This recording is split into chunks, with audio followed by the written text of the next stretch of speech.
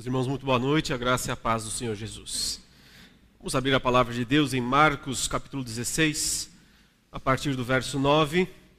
Nós vamos ler até o fim desse capítulo e vamos falar nessa noite sobre a ressurreição em conexão com a ascensão de Cristo. Nós vamos ver essas duas coisas conjuntamente para entender os efeitos da grande vitória que Cristo conquistou na cruz, os efeitos da vitória na batalha escatológica. Nós vamos ver então uma passagem aqui dos evangelhos, algumas de Apocalipse e das epístolas. Eu sempre tenho feito essa transição aí, tentando ver tanto nos três principais gêneros literários, do Novo Testamento, os evangelhos, as epístolas e o Apocalipse. Verso 9 diz: Havendo ele ressuscitado de manhã cedo no primeiro dia da semana, apareceu primeiro a Maria Madalena, da qual expelira 7 demônios. E partindo ela, foi anunciá-lo àqueles que, tendo sido companheiros de Jesus, se achavam tristes e choravam. Estes, ouvindo que ele vivia e que fora visto por ela, não acreditaram. Depois disto, manifestou-se em outra forma a 2 deles que estavam de caminho para o campo. E indo eles, o anunciaram aos demais. Mas também a esses 2 eles não deram crédito. Finalmente apareceu Jesus aos 11, quando estavam à mesa, e censurou-lhes a incredulidade e dureza de coração, porque não deram crédito aos que o tinham visto já ressuscitado. E disse-lhes: Ide por todo o mundo, e pregai o evangelho a toda criatura. Quem crer e for batizado será salvo. Quem, porém, não crer será condenado. Estes sinais hão de acompanhar aqueles que creem. Em meu nome expelirão demônios, falarão novas línguas, pegarão em serpentes, e se alguma coisa mortífera beberem, não lhes fará mal. Se impuserem as mãos sobre enfermos, eles ficarão curados. De fato, o Senhor Jesus, depois de lhes ter falado, foi recebido no céu e assentou-se à destra de Deus. E eles, tendo partido, pregaram em toda parte, cooperando com eles o Senhor e confirmando a palavra por meio de sinais que se seguiam. Até aí a narrativa da palavra de Deus. A ressurreição, meus irmãos, em conexão com a ascensão, deve ser vista como o grande momento escatológico do Novo Testamento, o momento da consumação da vitória de Cristo, o momento em que finda uma era e começa outra. O mundo mudou a partir da ressurreição de Jesus. Quando ele ressuscitou, o império da morte teve sua primeira derrota, porque pela primeira vez, um homem voltou dos mortos para nunca mais morrer. Houve outras ressurreições, aconteceram outras ressurreições antes de Cristo, mas elas não foram derrotas definitivas à morte, foram apenas suspensão. Mais tarde, aquelas pessoas que ressuscitaram voltaram a morrer. Então nunca elas derrotaram a morte definitivamente. O único que derrotou a morte de uma vez por todas foi Cristo. Então a sua ressurreição é o grande momento escatológico do Novo Testamento. É claro que a ressurreição não pode ser considerada de forma dissociada de todos aqueles eventos anteriores, o nascimento de Cristo, a sua vida de obediência perfeita à lei de Deus, a sua morte na cruz, porque todos esses eventos formam os momentos desta grande batalha que Cristo venceu. Em relação à morte de Cristo, a ressurreição é o ponto de reversão da própria derrota de Cristo. Cristo se deixou derrotar pelos poderes das trevas. Ele disse: agora esse é o momento da autoridade das trevas. Então, ele se submete e ele é derrotado. Ao morrer na cruz, ele está sofrendo a derrota da morte. Ele está está se permitindo dominar por essa grande inimiga de Deus, do povo de Deus. Tanto é que é dito que ela, a morte, é o último inimigo que Deus derrotará. Ainda falarei mais sobre isso daqui a pouco. Cristo, ele se permitiu despojar-se na cruz. Ele foi despojado de suas roupas, de seus direitos e de sua vida. Mas ao mesmo tempo também ele despojou os principados, as potestades, Satanás. Então nós temos que contar 2 mortes na cruz. Cristo morreu, mas Satanás também morreu. Eles morreram juntos. Uma serpente picando o calcanhar de um homem, e um homem esmagando a cabeça dessa mesma serpente. São 2 mortes simultâneas. Elas acontecem num único ato. Quando a serpente pica o calcanhar do homem, o homem morre, mas ao morrer, ele cai sobre a serpente e a esmaga. 2 mortes, portanto, acontecem na mesma cruz. A diferença está justamente 3 dias depois. Apenas um deles retorna. Apenas um deles reassume sua vida, seu posto, seu poder. A ressurreição de Cristo é o ponto de reversão da sua derrota anterior. Mas não há uma ressurreição de Satanás. Por isso, ele segue morto, no sentido de seus direitos terem sido cassados, sua autoridade ter sido removida dele. Ele foi despojado dessa autoridade. Ele continua derrotado, enquanto que Cristo, ao ressuscitar, ele reverte totalmente os efeitos da morte, mas garante a continuidade dos efeitos da sua vitória contra o grande inimigo. A narrativa aqui de Marcos 16 mostra todo o contexto de incredulidade em torno do fato. É natural, ninguém nunca havia ressuscitado desta maneira, sozinho, sem que alguém pelo menos tivesse feito ou operado a ressurreição de alguém antes. Cristo, ele ressuscita por conta própria, e ele aparece, mas eles o haviam visto morto demais, por assim dizer. Não podia haver dúvidas da morte dele. Eles o haviam visto morto mesmo, morto demais, para que ele pudesse estar vivo outra vez. Aí a razão da incredulidade deles. Mas então Cristo aparece e concede aos seus discípulos a autoridade para levarem o evangelho às nações. Ele faz aquela declaração que nós já repetimos várias vezes aqui, em antecipação desse momento. Nós dissemos, Cristo anunciou a eles: toda a autoridade me foi dada, nos céus e na terra. Usando os mesmos termos que Satanás usou antes, quando ele o tentou no deserto, ou melhor, sobre o monte, mostrando os reinos do mundo, e disse a Cristo: toda a autoridade me foi dada sobre esses reinos, sobre a glória deles. Eu posso dá-la se você se prostrar para mim. A recusa de Cristo foi uma decisão de seguir o caminho árduo, o caminho da morte, de se submeter ao poder das trevas. Mas então, quando ele ressuscita, ele diz: agora esta autoridade é minha, no céu e na terra, não apenas na terra. E aqui nós percebemos que, na verdade, o projeto de Cristo era muito maior do que o próprio Satanás poderia imaginar. Satanás pensava apenas em termos terrenos, e Cristo disse: eu conquistei uma autoridade absoluta, tanto nos céus quanto na terra.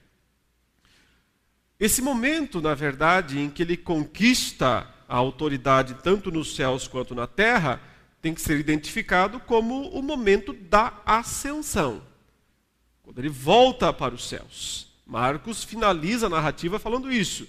E depois que ele deu todas essas provas aos discípulos, ele foi recebido lá nos céus. É interessante essa expressão, que Marcos diz: foi recebido no céu. e assentou-se à destra de Deus. Aqui nós temos a descrição, marcana, de Marcos, da coroação de Cristo. Esse ser recebido é: o rei voltou. O retorno do rei, ele voltou. Voltou aos céus, primeiramente, para estabelecer o seu reino lá em cima. A segunda vinda será o momento de consumar o seu reino também aqui embaixo. Por isso, Cristo não começará a reinar na segunda vinda.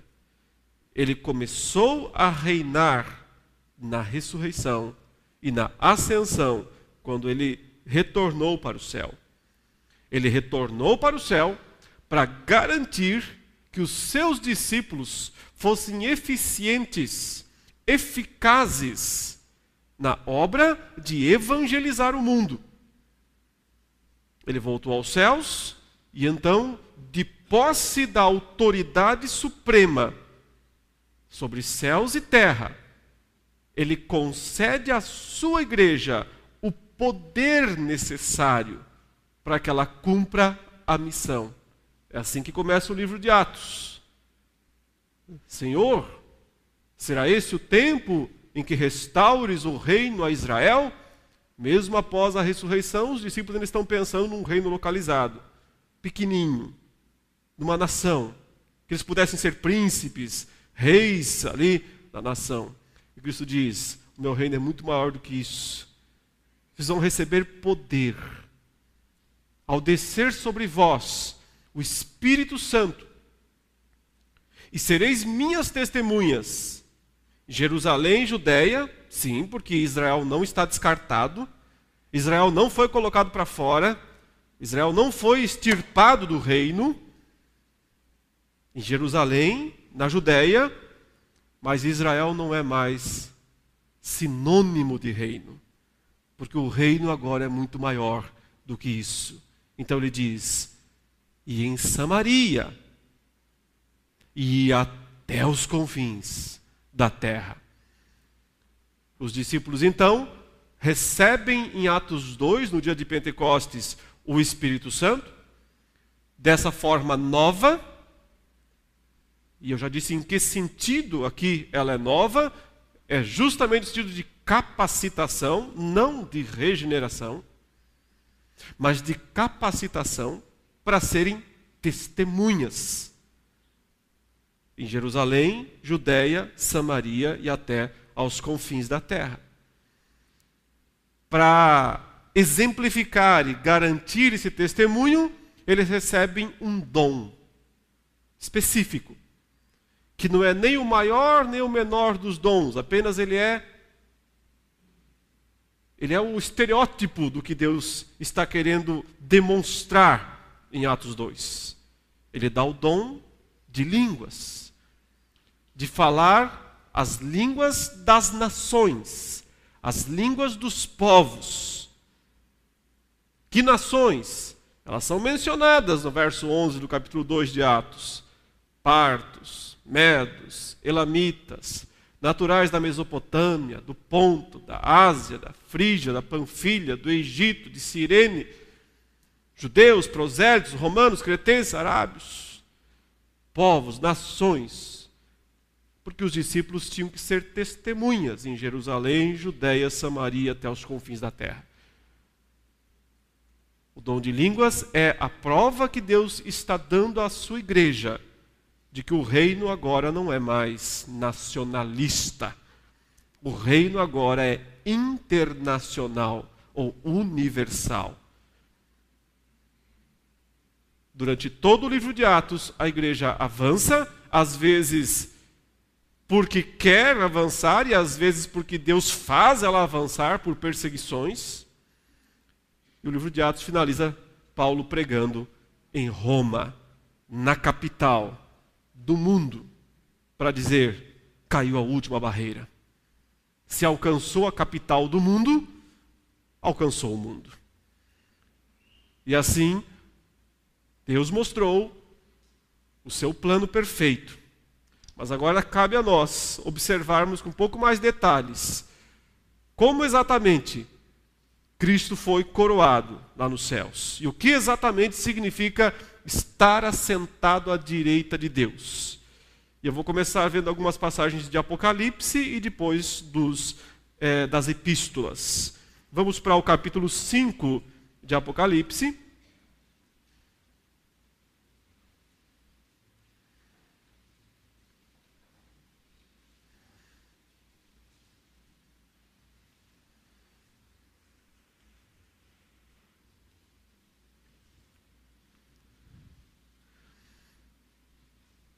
O Apocalipse, meus irmãos, é um livro extraordinário. As pessoas normalmente não compreendem o Apocalipse porque elas o leem com uma orientação errada. Primeiro porque elas leem pensando que ele é uma agenda para os eventos do futuro. E aí elas tentar fazer uma leitura da adivinhação do que vai acontecer amanhã. Ou nos séculos futuros. Ele simplesmente não foi escrito para isso. E esse é um dos problemas pelos quais as pessoas não entendem muita coisa quando leem. Em segundo lugar, elas não entendem muita coisa quando leem, porque elas tentam de alguma forma ver o mundo que elas enxergam dentro do livro. Elas tentam empurrar a realidade imediata, os acontecimentos aqui, hoje, agora, e tentam encaixá-lo dentro do livro. Fizeram isso ao longo dos 2000 anos e erraram. E as pessoas continuam fazendo hoje, sem perceber que isso já foi feito. As pessoas do século 3, 4, 5, 10, 15, 16, todas tentaram ver a sua época dentro do livro. E falharam. E hoje, no século 21, as pessoas insistem nesse mesmo erro. E por isso não entendem grande coisa. Mas o Apocalipse tem a função principal, primordial, de descrever a vitória de Cristo. Não na segunda vinda, mas na primeira. Muito mais do que anunciar o futuro, que ele faz isso também, ele descreve de uma maneira única, apaixonante, estrondosa mesmo, o passado, o que já aconteceu, a grande vitória de Cristo. Se você começa a ler o capítulo 5, você não pode tentar imaginar uma cena do futuro. Você tem que entender que isso é uma cena do passado, que é uma descrição do que já aconteceu. Isso já é fato, já é realidade. E isso aconteceu na ascensão de Jesus. Quando ele voltou aos céus, João diz: vi na mão direita daquele que estava sentado no trono um livro, escrito por dentro e por fora, de todo selado com 7 selos. Vi também um anjo forte que proclamava em grande voz: quem é digno de abrir o livro e de lhe desatar os selos? Ora, nem no céu, nem sobre a terra, nem debaixo da terra, ninguém podia abrir o livro, nem mesmo olhar para ele. E eu chorava muito, porque ninguém foi achado digno de abrir o livro, nem mesmo de olhar para ele. A cena é simples. O trono de Deus está ali, a figura do Pai está ali, e a figura de um livro selado, com 7 selos, ele está lacrado, ele tem 7 lacres. Está na mão de Deus. Por 2 vezes o texto diz: não tem ninguém digno. Digno, esta é a palavra. Digno quer dizer que tem autoridade para fazer isso. Que tem legitimidade para fazer isso. E por isso o livro está lá, fechado, lacrado. Mas então será apresentado perante todos a pessoa que conquistou autoridade, dignidade, legitimidade para pegar esse livro e para abri-lo. O que é esse livro? Um livro símbolo é de conhecimento, de conteúdo. Mas na figura da mão de um rei, parecem mais decretos, determinações. Na figura de alguém que está num trono, representa um plano de governo, representa um propósito para o reino. Fechado, lacrado, significa que isso não vai acontecer, que isso não vai ser cumprido. A menos que seja aberto. Basicamente, a ideia de um livro fechado, na mão de Deus, significa dizer que todo o plano da redenção e da salvação das nações não vai acontecer. Se não aparecer alguém digno para abrir esse livro, não haverá o ide por todo o mundo e fazei discípulos de todas as nações. Não acontecerá isto. Daí a necessidade, e daí o choro de João, né?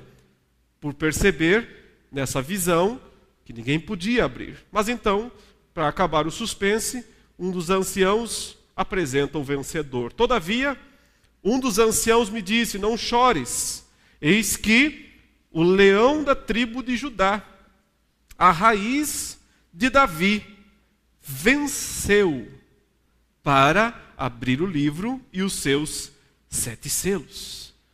Então ele é apresentado, o vencedor da grande batalha escatológica. Ele é apresentado aqui, com 2 títulos.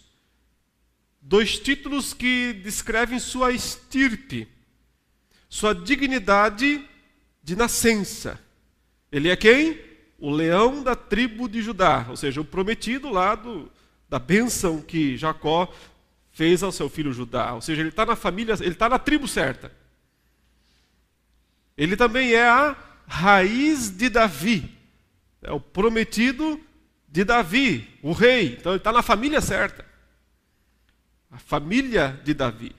A raiz de Davi é a ideia de quando você derruba a árvore, parece que você extirpou aquela árvore. Mas se permanece uma raiz, quando ninguém imagina, ela surge. A família de Davi, ela foi cortada no tempo do exílio babilônico. Nunca mais se assentou no trono de Davi um descendente da família de Davi. A árvore foi cortada, mas a raiz estava lá, enterrada, e ela surgiu.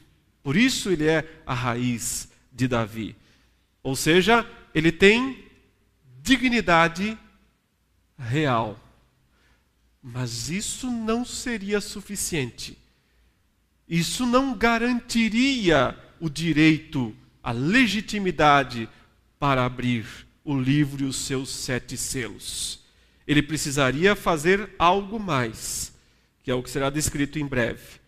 Mas ele venceu, diz aqui o ancião, venceu para desatar o livro, abrir o livro e os seus 7 selos. Percebe o propósito? Venceu para, ou seja, sempre foi essa o seu objetivo.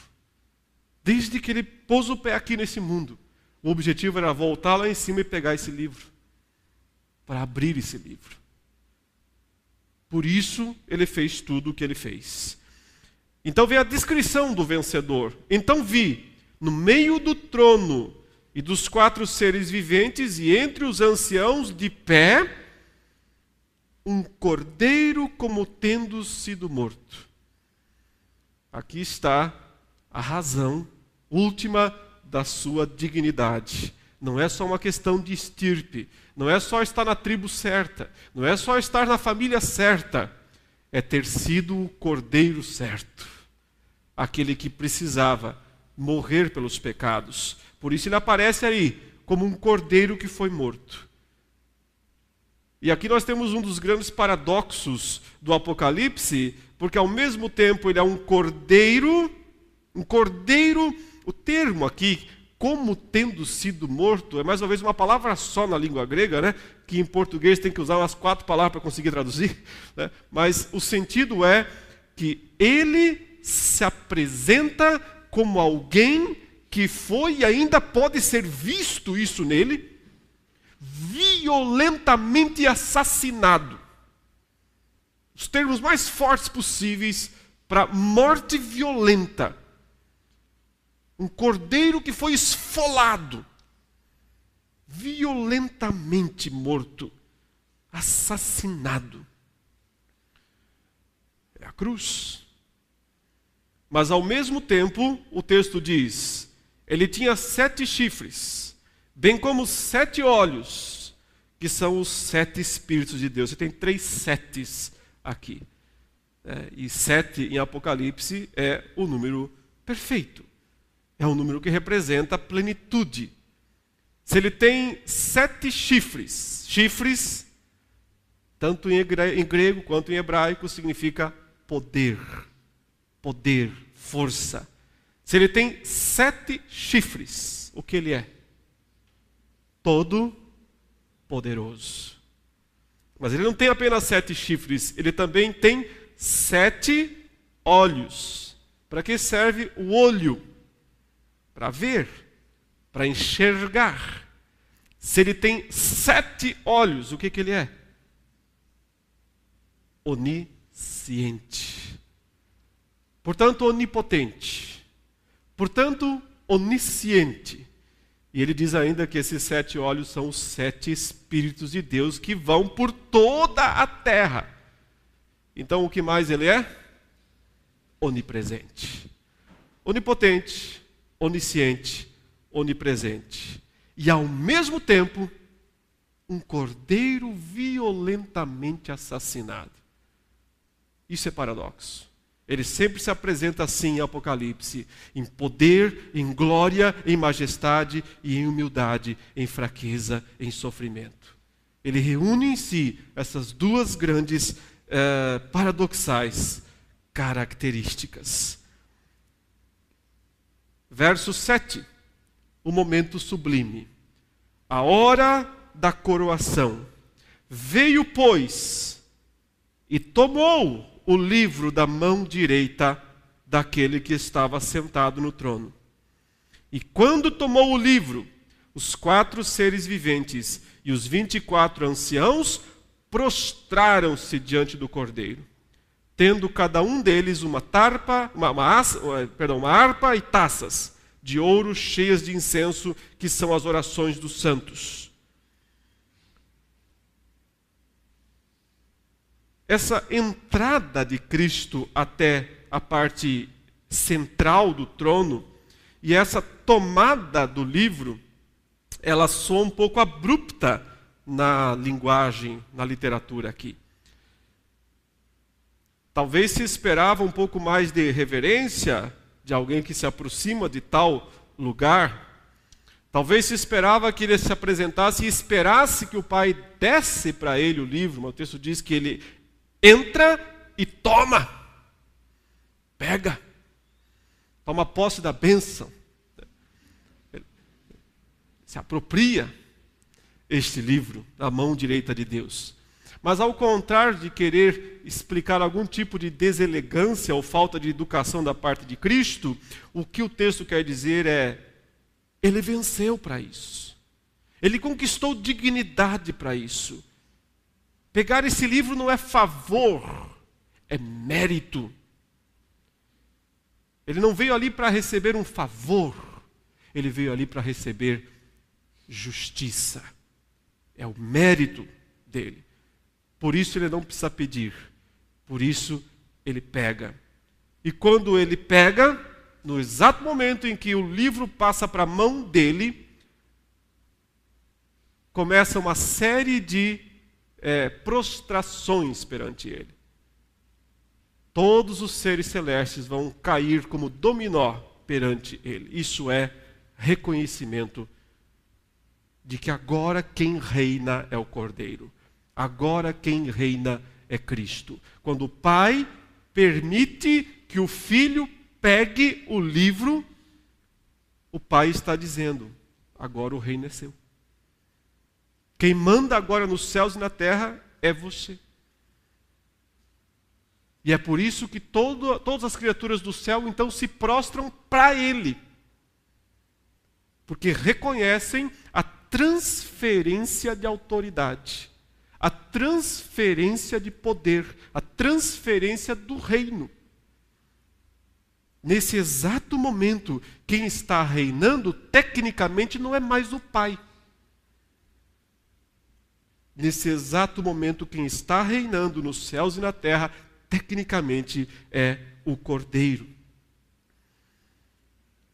E esses que se prostraram, que são os 4 seres viventes e os 24 animais, eles entoam, 24 anciãos, né? Eles entoam um novo cântico dizendo: digno, aí está a palavra, digno és de tomar o livro e de abrir-lhe os selos. Por quê? Porque ele é digno. Porque foste morto. E com o teu sangue compraste para Deus os que procedem de toda tribo, língua, povo e nação. E para o nosso Deus os constituíste reino e sacerdotes, e reinarão sobre a terra. Por que ele pode abrir o livro? Porque ele foi morto. E o sangue dele foi o pagamento de uma dívida. E ao mesmo tempo de um resgate. E portanto ele adquiriu um povo para si. Um povo que procede de todas as tribos, raças, línguas e nações. Portanto, o conteúdo do livro. O que o livro profetizava, o que o livro indicava, os decretos que o livro continha de alcançar aqueles que procedem de todas as tribos, raças, línguas e nações. Vi e ouvi uma voz de muitos anjos ao redor do trono, dos seres viventes e dos anciãos, cujo número era de milhões e milhares de milhares, proclamando em grande voz, primeira palavra, digno. 2 vezes foi perguntado lá, quem é digno? 2 vezes é respondido aqui, tanto pelos seres viventes, pelos anciãos, como por todos os restantes dos anjos. O Cordeiro é digno. Digno é o Cordeiro de receber, conte aí, quantos atributos? O poder, riqueza, sabedoria, força, honra, glória e louvor. 7. Ou seja, ele agora é reconhecido plenamente como o Rei divino, como o Rei dos céus e da terra. Então ouvi que toda criatura que há no céu e sobre a terra, debaixo da terra e sobre o mar, e tudo que neles há, estava dizendo àquele que está sentado no trono, o Pai, né, do capítulo 4, e ao Cordeiro, o Redentor, do capítulo 5, seja o louvor, a honra e a glória e o domínio pelos séculos dos séculos. E os 4 seres viventes respondiam amém. Também os anciãos prostraram-se e adoraram. E mais do que depressa, o Cordeiro abre o primeiro selo do livro. E o que acontece então? Sai um cavalo branco e um cavaleiro. E ele tem um arco, e ele tem uma coroa, e ele sai vencendo e para vencer.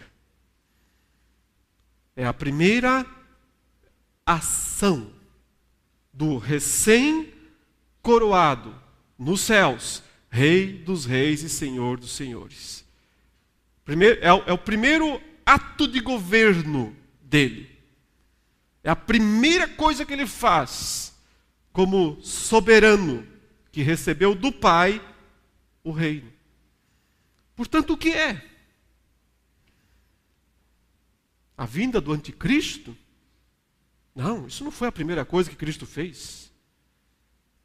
A primeira coisa que Cristo fez como recém-empossado, coroado, Rei dos reis e Senhor dos senhores, o que foi? Toda a autoridade me foi dada nos céus e na terra. Vão por todas as nações. Preguem o Evangelho. Sejam minhas testemunhas em Jerusalém, Judéia, Samaria, até os confins da terra. Nada pode deter o avanço do Evangelho. Ele é o cavaleiro branco, vitorioso e para vencer. Vitorioso porque ele tem já a vitória de Cristo. O mesmo termo usado para Cristo. Ele venceu para abrir o livro e os seus 7 selos. Por isso, o Evangelho é vitorioso. E continuará sendo, e para vencer, porque ninguém pode pará-lo, ninguém pode barrá-lo em lugar nenhum. É o modo apocalíptico de descrever Mateus 28, 18 a 20. Porque as pessoas não entendem isso, porque ao invés de olhar para a Bíblia, elas tentam interpretar Apocalipse olhando para o mundo. E começam a ver tanques de guerra aqui, começam a ver jatos, e começam a ver, daqui a pouco, naves espaciais. Eis a razão dos problemas com esse livro. Para que ele pudesse garantir a vitória do Cavaleiro Branco, para que ele pudesse garantir o avanço invicto do Evangelho em todo o mundo, ele teve que desbancar o enganador das nações.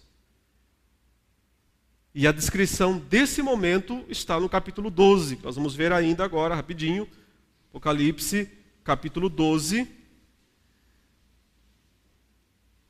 Também está descrevendo a ascensão de Jesus. Mas agora, com uma outra ótica, pensando especificamente na queda de Satanás.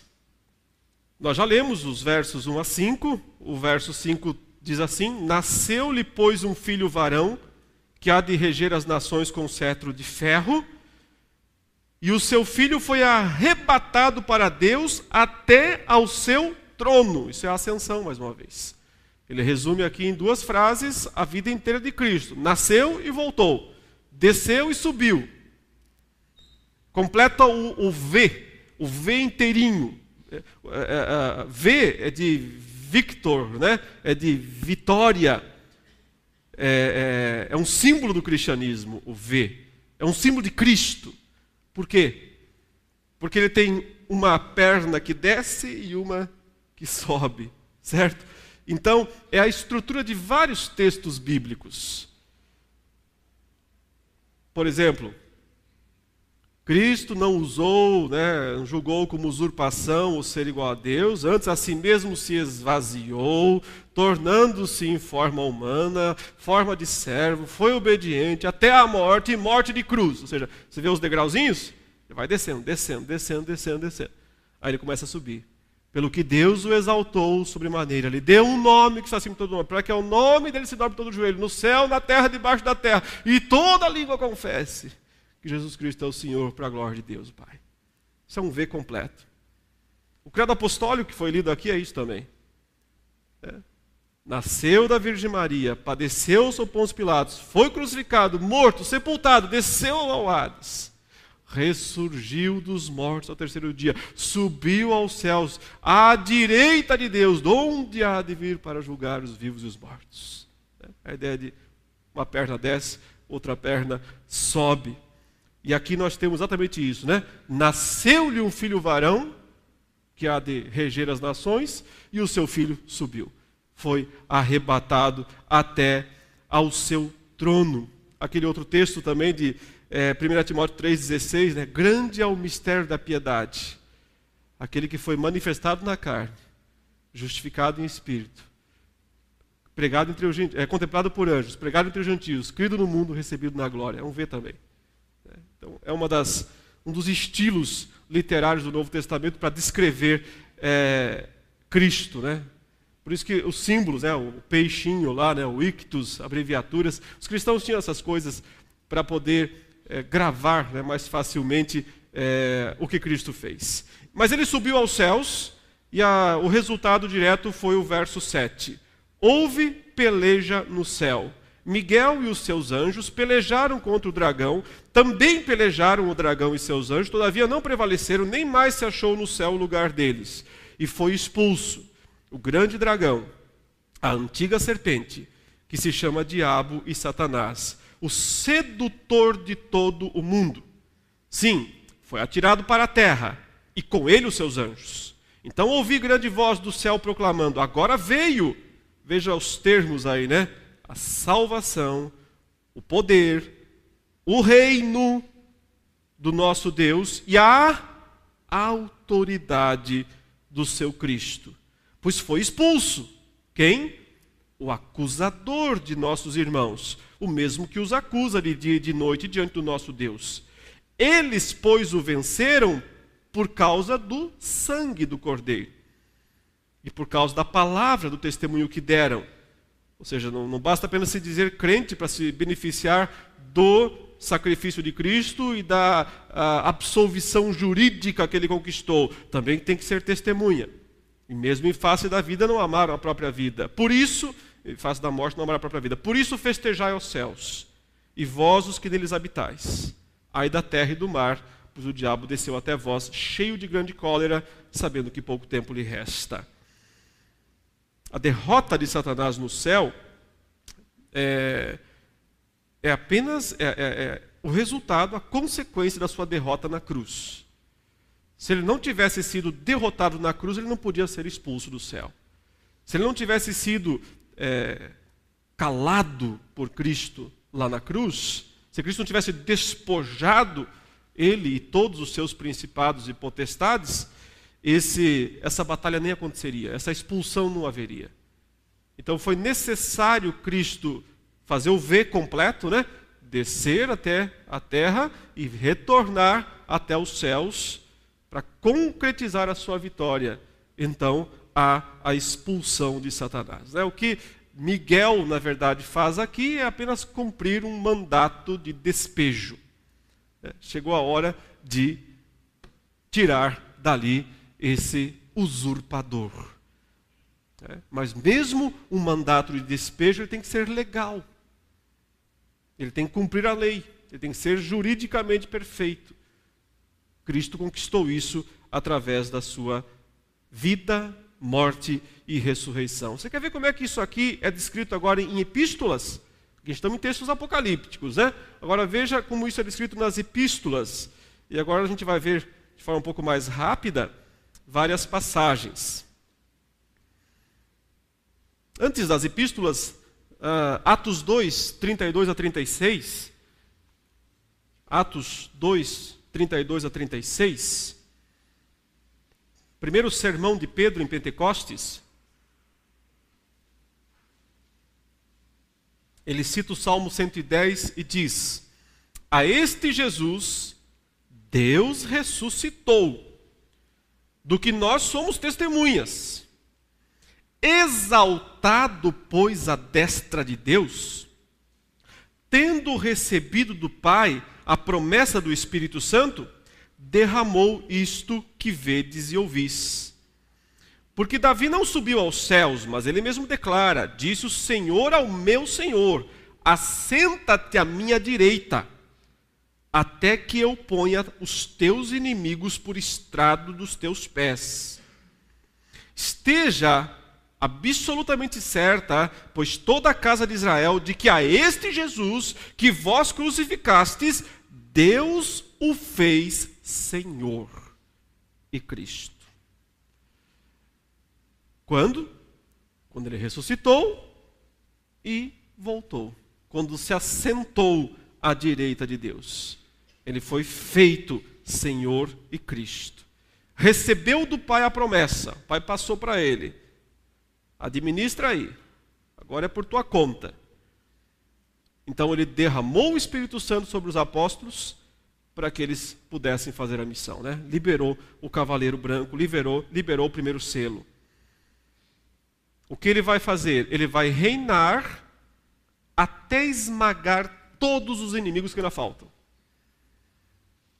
Porque na verdade falta um ainda ser plenamente esmagado. A morte. Ela ainda não foi. Eu já vou falar sobre isso. Veja agora como Paulo descreve essa mesma ideia em Efésios, capítulo 1, versos 18 a 21. Aqui também em Efésios, Paulo desenvolve esse conceito da ascensão e do assentar-se à destra de Deus como o acontecimento que concedeu domínio a Cristo sobre todas as coisas, inclusive sobre os seus inimigos. Paulo está orando, ele está dizendo que ele está orando a Deus para que conceda aos crentes de Éfeso compreensão dessas verdades espirituais, porque elas não são fáceis de compreender mesmo. Então ele está orando para que eles possam compreender essas coisas. Ele fala, olha, iluminados os olhos do vosso coração, estou orando isso para que Deus ilumine tanto a mente quanto o coração de vocês, para saberdes qual é a esperança do seu chamamento futuro, né? Qual a riqueza da glória da sua herança nos santos? E qual a suprema grandeza do seu poder para com os que cremos, segundo a eficácia da força do seu poder? Agora dá uma pausinha aqui. Tem 6 palavras aqui, 6 sinônimos para descrever uma só coisa: poder.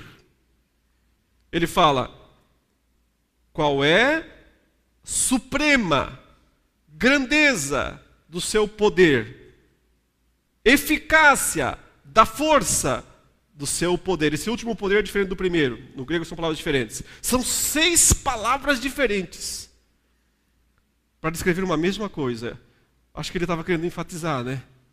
Parece que ele estava querendo dar uma certa ênfase a isso. Não parece? O que é? O que é que ele quer que nós entendamos? Esse poder que ele diz que ele exerceu em Cristo, ressuscitando-o dentre os mortos e fazendo-o sentar à sua direita nos lugares celestiais. Quais foram as 2 maiores demonstrações de poder da história? A ressurreição e a ascensão de Jesus. Porque colocou Jesus, o texto diz aí, acima. Tudo mais ficou debaixo dele.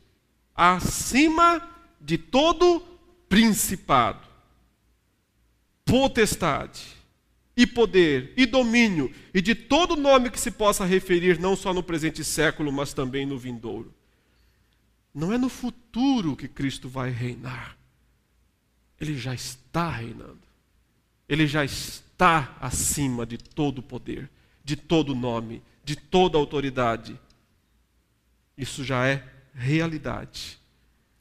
A ascensão, portanto, ela se liga à ressurreição de Cristo como a maior demonstração de poder já realizada na história do mundo. E graças a esse poder, Cristo agora reina nos céus e na terra. Mas o ponto de Paulo é que esse poder também está disponível para nós. O ponto dele é aplicar isso na nossa vida, para que não fique como sendo uma coisa apenas lá no céu, com Cristo. Tudo bem, muito poder lá. Não, isso agora está na sua vida, porque ele é o cabeça da igreja. Então ele concede essa autoridade, esse poder, para que o cavaleiro branco seja vitorioso e para vencer, para que o evangelho seja invencível, imbatível, indestrutível em todo o mundo. Juridicamente, meus irmãos, Cristo não tem mais rivais. Ele já destruiu todos eles. Todos foram derrotados. Graças a isso, o seu nome foi elevado acima de todos os nomes, obrigando todos a se ajoelharem perante ele, a reconhecer o seu senhorio. Filipenses 2 não é do futuro, é do presente. Agora mesmo, todo nome, todo joelho tem que se dobrar diante dele. É evidente que alguns o fazem de boa vontade, e outros, ainda que seja por imposição, como são os principados e as potestades. Olha o verso 22. Pôs todas as coisas debaixo dos pés, e para ser o cabeça sobre todas as coisas, o deu à igreja, a qual é o seu corpo, a plenitude daquele que a tudo enche em todas as coisas. Então, graças à entronização de Cristo no céu, quando ele subiu para lá, agora ele é o cabeça da igreja na terra. E ela, a igreja, compartilha daquele poder que o fez surgir dos mortos e subir aos céus. Portanto, a igreja também agora é esse rolo compressor que vai esmagando todos os seus inimigos. Por isso Jesus disse: as portas do inferno não dão conta. Elas não podem prevalecer contra a igreja de Deus. Isso não é pseudo-triunfalismo. Isso não é teologia da prosperidade, não se engane. Porque ele não está falando dos crentes individuais que têm que morrer às vezes por isso. Ele está falando da mensagem da igreja, que é invencível. Não são os pregadores que são invencíveis. Não são os pregadores que são imbatíveis. Os pregadores podem ser batidos, podem ser presos, podem ser mortos. Mas a pregação é imbatível, é invencível, é indestrutível. Ninguém a para. Ela é o cavaleiro branco que ninguém pode deter, vitorioso e para vencer. E então, 1 Coríntios 15, 24 a 28, um dos mais especiais textos nesse sentido. 1 Coríntios 15, 24 a 28.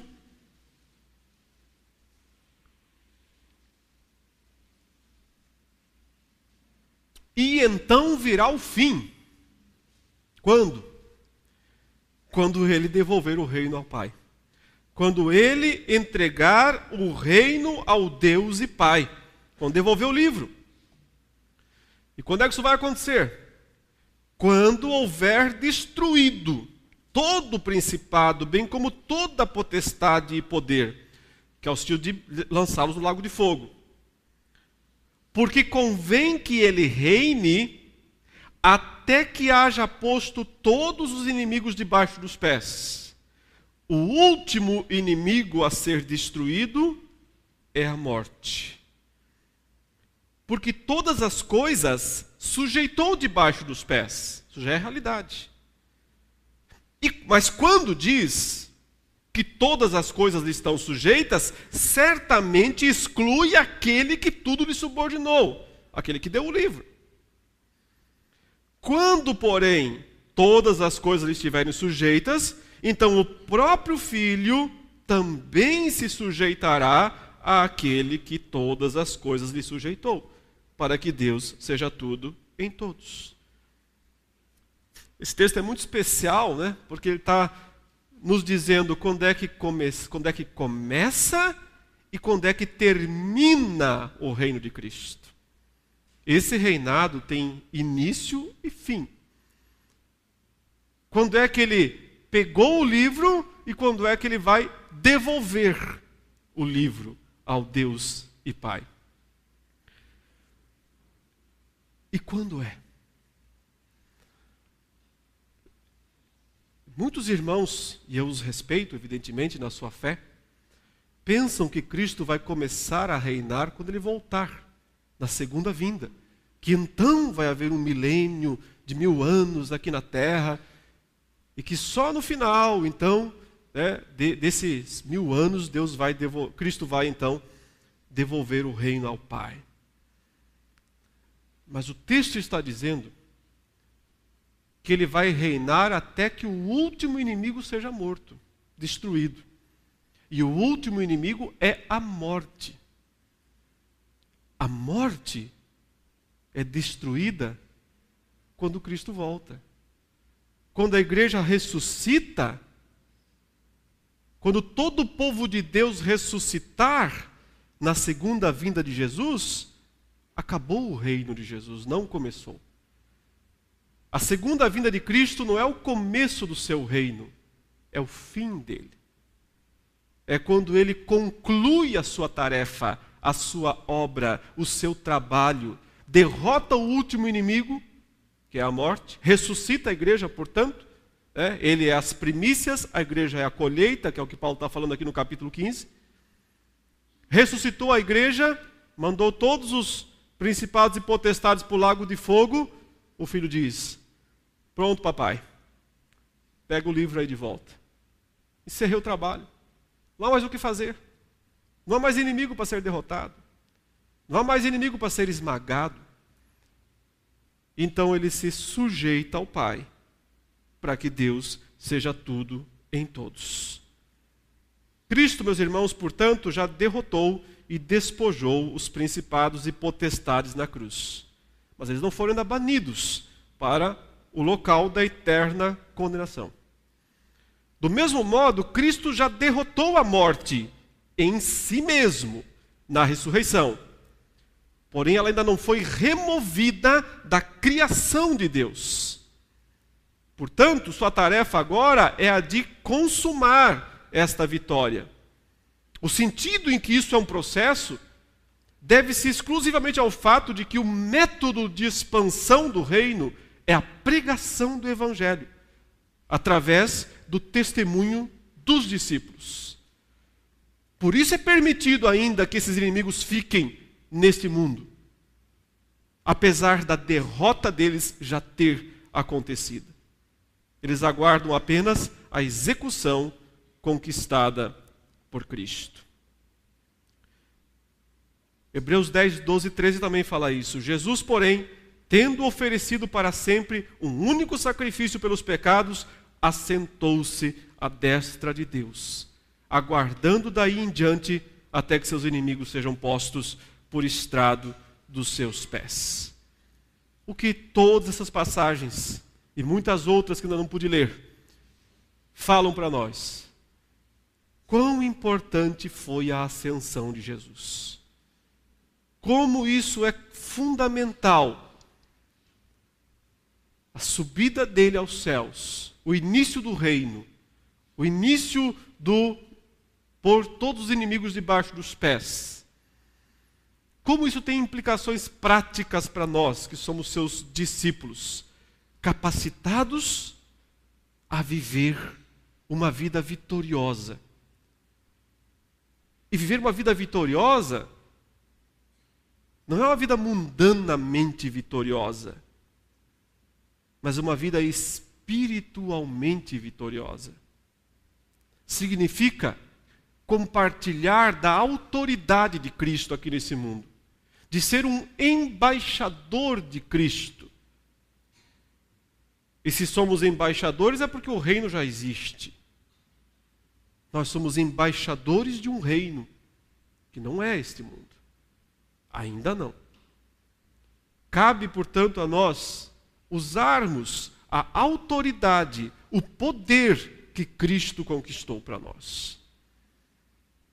Vão, ele diz, preguem. Isso é simplesmente infalível.